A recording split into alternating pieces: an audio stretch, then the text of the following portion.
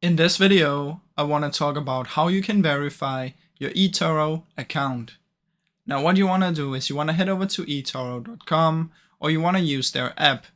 From in there, you want to head to your profile, and to verify, you're going to need two types of documents. So those two types of documents is a POI and a POA. So you need to have like a passport, a driver's license, or your national ID. It needs to contain full name, birth date, and a photo and expiration date. Once you have this, you're also gonna use one with your address, which can be utility bills, bank statements, tax letters, and they must be within the last 3 months.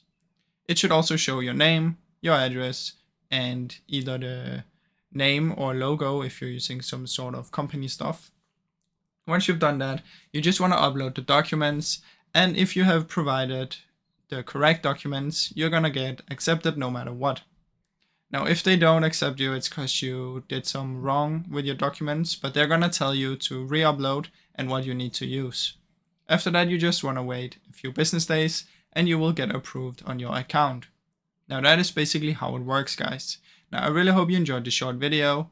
If you did, please leave a like and subscribe, as it helps me out a ton. Thank you so much for watching.